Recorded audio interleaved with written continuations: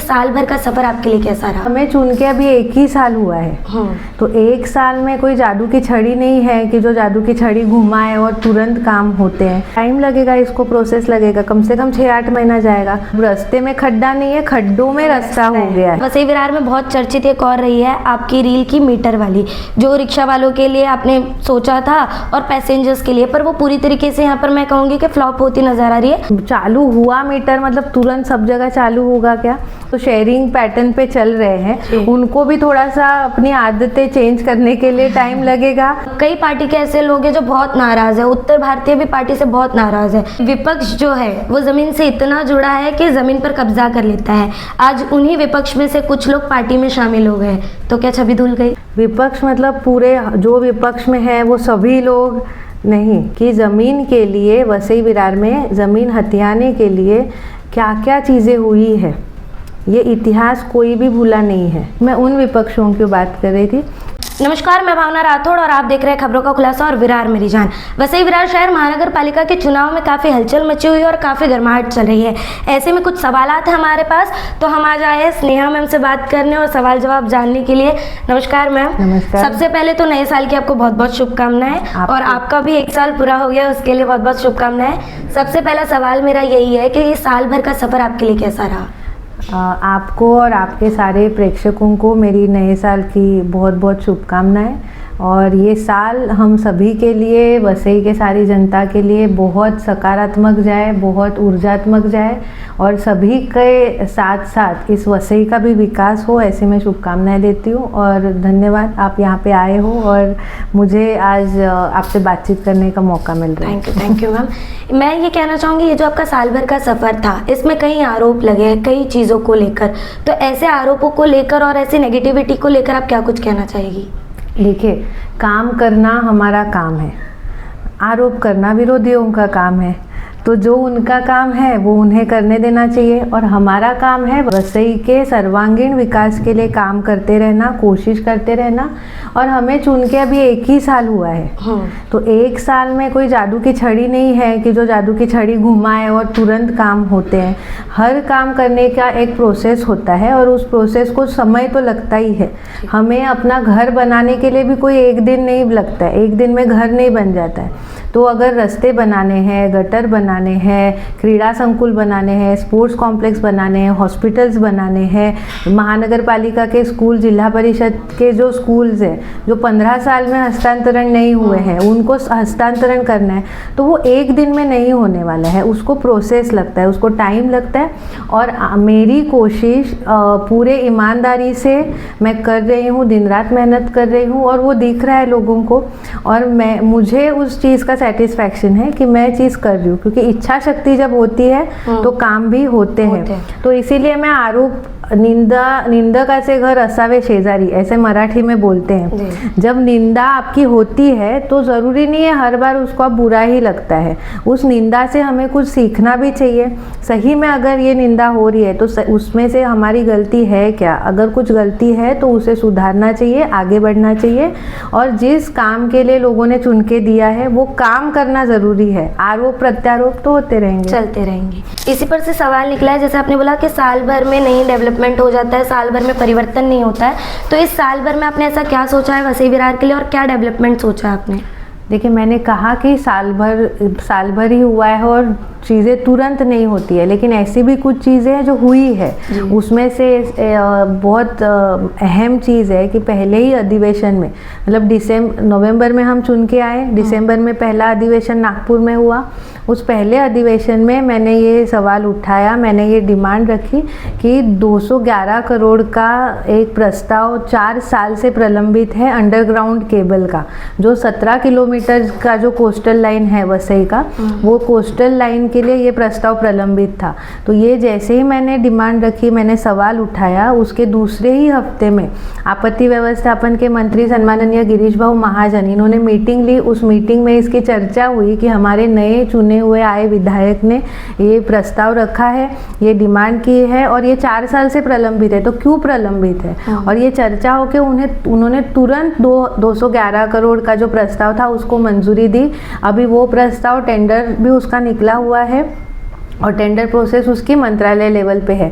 तो यही मैं बोल रही हूँ कि चीज़ें हुई है, लेकिन अभी वो टेंडर निकलेगा, उसको टेंडर में कंपनी आएगी, उसका इम्प्लीमेंटेशन होगा, 1 आध साल तो और जाएगा पूरा काम होते होते। एग्री करती हूँ कि आपने उसका दूसरा यह है कि कम से कम 7 साल से MMRDA के प्रस्ताव प्रलंबित थे।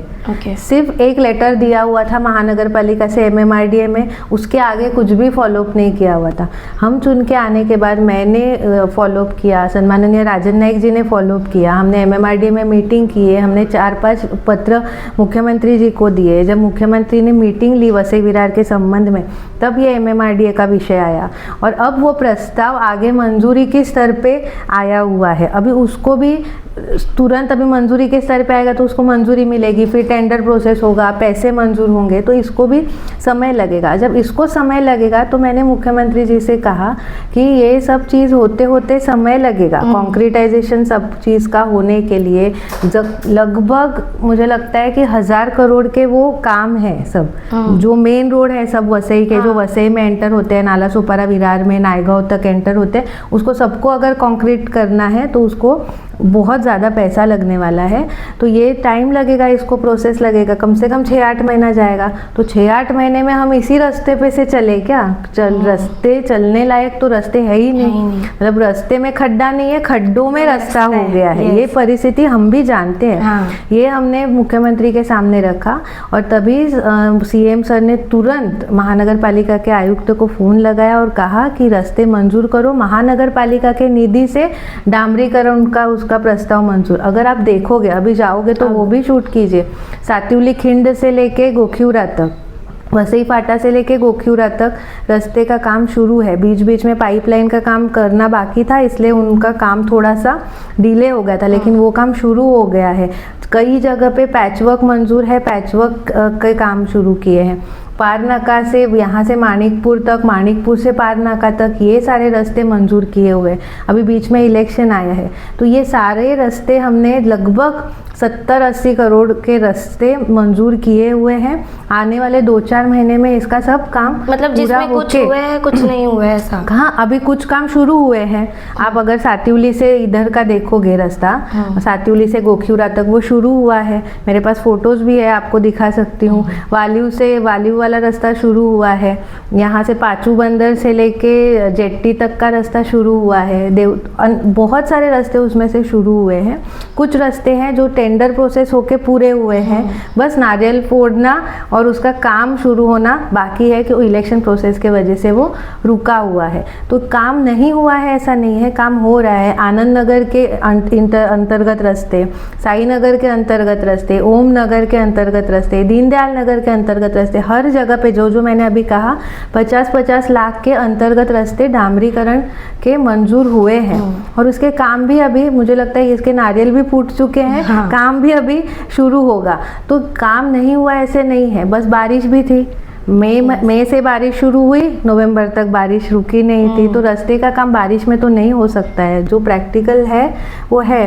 तो लोगों को भी मैं विनती करती हूँ कि ये सारी सिचुएशन समझे और हम काम कर रहे हैं, काम करने के लिए ही हमको चुन के दिया है लोगों ने, और वो पूरी तरीके से ईमानदारी से हम कोशिश कर रहे हैं। बस हर चीज़, छोटी छोटी चीज़ हर बार आके हम लोग नहीं बोल सकते हैं।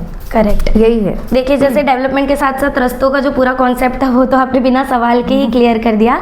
यहाँ पे एक चीज़ जो है वसई विरार में बहुत चर्चित एक और रही है, आपकी रील की मीटर वाली, जो रिक्शा वालों के लिए आपने सोचा था और पैसेंजर्स के लिए, पर वो पूरी तरीके से यहाँ पर मैं कहूँगी कि फ्लॉप होती नज़र आ रही है, चल नहीं रहा है। तो यहाँ पर लोगों का यही आ गया था कि रील तक सीमित रह गया, रियलिटी पर नहीं आया। तो इस पर क्या कहेंगे आप?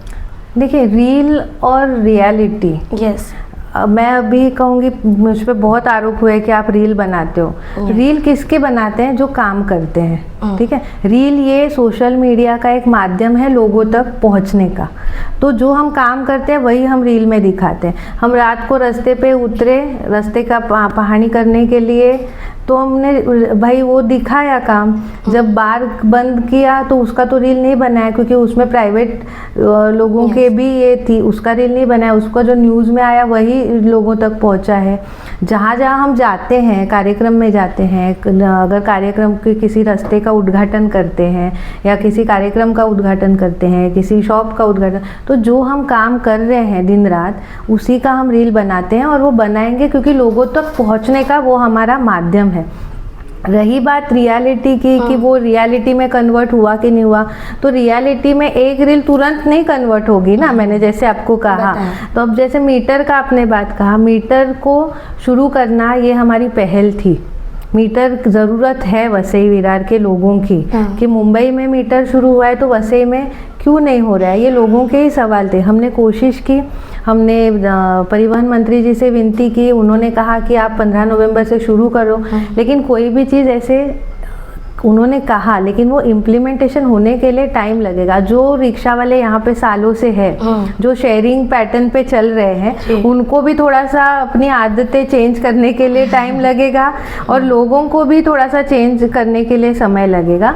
तो मुझे ऐसे लगता है कि हमें जो रिक्शा यूनियन के लोग हैं, रिक्शा चलाने वाले लोग हैं, उन्हें भी थोड़ा सा समय देना चाहिए, क्योंकि जो उनके मीटर थे उसको रिन्यू करने के लिए 5-5 हज़ार रुपया उनको लगने वाला है हर मीटर का रिन्यूअल करने के लिए। तो ज़रूरी नहीं है हर रिक्शा चलाने वाला वो तुरंत वही महीने में 5,000 रुपये दे के वो रिन्यू करे। तो हमने बीच में ये उसका सॉल्यूशन ये निकाला था कि आरटीओ, ट्रैफिक और रिक्शा यूनियन के जो सब लोग हैं उनके साथ एक मीटिंग करके उनके क्या क्या समस्या है उस पर एक हल निकाल के उनको और 2 महीने का एक्सटेंशन दे कि आपके जो जो रिन्यूअल बाकी है वो आप रिन्यूअल करें और ये चीज़ शुरू करें। अब ये चीज़ ऐसी है मीटर की कि उसको थोड़ा सा आदत में भी अपने को लाना पड़ेगा। उनको भी, जो रिक्शा चलाते हैं उनको भी और पैसेंजर्स को भी। तो ये दोनों तरीके का ये है। तो चालू हुआ मीटर मतलब तुरंत सब जगह चालू होगा क्या? मुझे लगता है कि कम से कम इसको क्या स्मूथली चालू होने के लिए कम से कम 1 साल लगेगा। लोगों को भी आदत होने के लिए, रिक्शा वालों को भी आदत होने के मतलब ये साफ तौर पे रखे मीटर चलेगा वसई विरार में? चलेगा ही ना। मुंबई में नहीं चल रहा है क्या? मुझे बताइए, मुंबई में सिर्फ मीटर ही चलता था पहले। अगर 15 साल पहले मुंबई में आप जाओ तो सिर्फ मीटर चलता था, शेयरिंग नहीं चलता था। लेकिन उधर भी ज़रूरत पड़ी तो उधर शेयरिंग चालू हुआ, जैसे वसई विरार में शेयरिंग था। तो जब यहाँ पे ज़रूरत है, कॉमन रूल है कि शेयरिंग और मीटर एक समय पर नहीं चलते। ऐसा कुछ नहीं है, ऐसा नहीं है, ऐसा नहीं है। ये रूल मतलब आपको गलत इन्फॉर्मेशन होगी, क्योंकि जब हमने ये मीटिंग ली तो आरटीओ के अधिकारी थे ना उधर। आरटीओ के अधिकारी थे, उनके मीटर कार्ड रहते हैं, उनके रेट कार्ड्स रहते हैं मीटर के हिसाब से, और उसी हिसाब से वो लोग शेयरिंग का भी पैसा कैलकुलेट करते। तो वो ऐसा कुछ भी रूल नहीं है कि मीटर और शेयरिंग साथ में नहीं चल सकता। अगर वैसा रूल होता तो मुंबई में चलता क्या? नहीं चलता। मुंबई में चल रहा है तो वसई विरार में क्यों नहीं चल सकता? सिर्फ लोगों को भी आदत लगने की ज़रूरत है और रिक्शा चलाने वालों को भी आदत लगने की ज़रूरत है। दोनों इंसान ही है, इसलिए इंसान ने इंसान को समझ के लेना चाहिए। रिक्शा वालों ने भी ये समझना चाहिए कि वो लोगों की ज़रूरत है। अगर कोई बुढ़ी औरत जाना चाहती है अपने घर तक, तो आप उसको ये नहीं बोल सकते कि मैं मीटर में नहीं जाऊंगा, मैं इधर ही तुमको नाके पे छोड़ रहा हूँ, तुम शेयरिंग में चलो। ये ज़बरदस्ती रिक्शा वाले भी नहीं कर सकते हैं। और वो चीज़ थोड़ी सी लोगों ने भी समझनी चाहिए कि थोड़ा सा समय उनको भी देना चाहिए। कोई भी परिवर्तन होता है तो वो एक दिन में नहीं होता है। हमें अगर एक चीज़ आदत लगानी है तो एक दिन में लगती है क्या? नहीं लगती है। तो इसीलिए थोड़ा सा समय, मुझे ऐसा लगता है कि अच्छी चीज़ अगर हमें करनी है तो उसे थोड़ा समय हमें देना चाहिए। ये हम आपकी रील और रियलिटी वाली बात कर रहे हैं, रील की बात कर रहे हैं, तो एक और बात कहना चाहूँगी कि आपकी एक और रील है जो काफ़ी वायरल हो रही थी, जिसमें आपने कहा था कि विपक्ष जो है वो ज़मीन से इतना जुड़ा है कि ज़मीन पर कब्जा कर लेता है। आज उन्हीं विपक्ष में से कुछ लोग पार्टी में शामिल हो गए, तो क्या छवि धुल गई? आप क्या कहेंगे इस पर? देखिए, विपक्ष, मैंने कहा विरोधियों में से कोई। विपक्ष मतलब पूरे जो विपक्ष में है वो सभी लोग नहीं, ठीक है। और ये लोग पूरा इतिहास, जो मैं विपक्ष की बात कर रही हूँ और जो मैं कुछ लोगों की बात कर रही हूँ, उन कुछ लोगों का इतिहास पूरा वसई जानता है, पूरा विरार जानता है, पूरा महाराष्ट्र जानता है कि ज़मीन के लिए, वसई विरार में ज़मीन हथियाने के लिए क्या क्या चीज़ें हुई है। ये इतिहास कोई भी भूला नहीं है। तो वो चीज़ों की बात कर रही हूँ। आज हम अगर देखेंगे वसई विरार में तो कई आरक्षित जगह पे बिल्डिंगें बनी हैं, कई आरक्षित जगह पे टावर्स बने हैं, गार्डन के आरक्षण पे टावर्स बने हैं, हॉस्पिटल के जगह पे टावर्स बने हैं, नाले बुझा के टावर्स बने हैं, चालियाँ बनी हैं। तो मैं उन विपक्षों की बात कर रही थी। और रही बात ये कि विपक्ष आने और जाने की बात जो आप कर रहे हो, पूरे महाराष्ट्र में इनकमिंग चालू है बीजेपी में, सिर्फ वसई विरार की बात नहीं है। और जो गलत है वो गलत ही रहता है, वो भले कोई भी पार्टी में जाए, लेकिन हमारे पार्टी में आए हुए लोगों की गलतियां छुपा रहे हैं क्या, या गलतियों पे उन्हें माफ़ कर रहे हैं क्या, या वो गलतियां कर रहे हैं और हम उनको प्रोटेक्ट कर रहे हैं क्या। अगर ये ऐसी बात है तो फिर मैं उसको जवाब दूंगी, लेकिन मुझे पता है कि भारतीय जनता पार्टी कोई भी गलत काम को प्रोटेक्ट नहीं करती है और ना ही करेगी। जैसे आपने कहा कि पूरे भारत में इनकमिंग चालू है, फिलहाल वसई विरार में भी यही चल रहा है, आउटगोइंग भी चल रही है। मैडम, पार्टी के कई लोग नाराज़ हैं। कल ही की बात है कि मनीष राउत जी का पार्टी में पक्ष प्रवेश था, तो वहाँ बाहर बहुत हंगामा हो गया था और कई पार्टी के ऐसे लोग हैं जो बहुत नाराज़ है। उत्तर भारतीय भी पार्टी से बहुत नाराज़ है, तो इस पर आप क्या कहेंगी? देखिए, उत्तर भारतीय नाराज़ है या क्या, कुछ लोग नाराज़ होने से पूरा समाज नहीं नाराज़ होता है। मतलब आप कुछ लोगों को, कुछ व्यक्तियों को पूरे समाज से नहीं जोड़ सकते हैं। अगर उसमें से कुछ लोगों को टिकट चाहिए होगी और उनको नहीं मिली होगी और वो नाराज़गी जता रहे होंगे कि पूरा उत्तर भारतीय समाज नाराज़ है, तो वैसे नहीं है। उत्तर भारतीय समाज ये भारतीय जनता पार्टी के साथ पहले भी था, अभी भी है और आगे भी रहेगा, क्योंकि उत्तर भारतीय समाज अभी से नहीं, जड़ से भारतीय जनता पार्टी से जुड़ा हुआ है। और सिर्फ उत्तर भारतीय समाज की बात नहीं कर रही हूँ मैं, महाराष्ट्र में आज भारतीय जनता पार्टी गांव-गांव तक पहुँची है। हर मराठी के घर में भारतीय जनता पार्टी का मेंबर है। महाराष्ट्र की सबसे बड़ी पार्टी आज बीजेपी बनी हुई है। तो मुझे नहीं लगता है कि कुछ व्यक्ति नाराज़ होने से वो पूरा समाज पार्टी से नाराज़ है, ऐसा हम कह सकते हैं। और रही बात दूसरी कि टिकट देने से कोई नाराज़ है या कुछ है, इलेक्शंस में ऐसे होते रहता है। कुछ नाराज़गी हमारी पार्टी में है, कुछ नाराज़गी उनके पार्टी में है। तो क्योंकि कैसा होता है, सिर्फ 115 ही सीट है, लेकिन जैसे आपने कहा कि मैंने कहा कि 600 650 हमारे इच्छुक उम्मीदवार थे, अब उनमें से 115 को ही टिकट मिली, पर तो नए आए लोगों को वेलकम लड्डू बांटा गया और पुरानों को इग्नोर किया गया। तो ऐसा नहीं है। देखिए जी, सब टिकट क्या नए लोगों को ही दिया क्या? नहीं दिया। पार्टी भी समझती है बैलेंस करना ज़रूरी होता है और जीतना ज़रूरी होता है। वो जीतने के लिए जो भी गणित ज़रूरी है, उस गणित में सबको बिठाया गया है और कुछ सोच समझ के ही टिकट पार्टी के वरिष्ठ भी देते हैं और हमें उन पे विश्वास है और कार्यकर्ताओं ने भी हम पे और पार्टी के वरिष्ठों पे विश्वास रखना चाहिए कि पार्टी जो भी कर रही है वो अच्छे के लिए कर रही है। अब जैसे मुझे ही टिकट मिला 1 साल पहले, तभी भी कुछ लोग नाराज़ थे, लेकिन उन्होंने भी मेरा काम किया बाद में। भारतीय जनता पार्टी का कार्यकर्ता ये भारतीय जनता पार्टी के लिए काम करता है, कमल के लिए काम करता है और आज वही कार्यकर्ता मेरे अपने हो गए हैं, उनको मैं अपनी लगने लगी हूँ। तो ये नाराज़गी कुछ समय की रहती है और ये नाराज़गी नहीं होती है, ये थोड़ा सा एक होता है, एक दुख होता है और इंसान है, सबका मन है, सबको दुख होता है।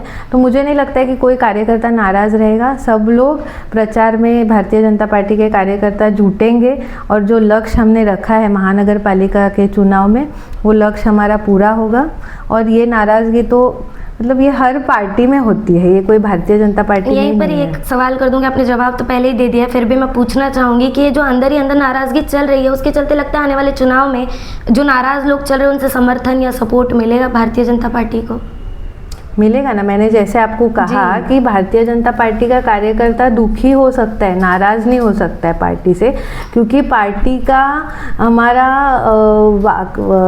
क्या बोलते हैं, जान ही है कि राष्ट्र प्रथम, फिर पार्टी और फिर मैं स्वयं। तो हमारे लिए पहले देश है, फिर पार्टी और फिर हम खुद है, स्वयं है।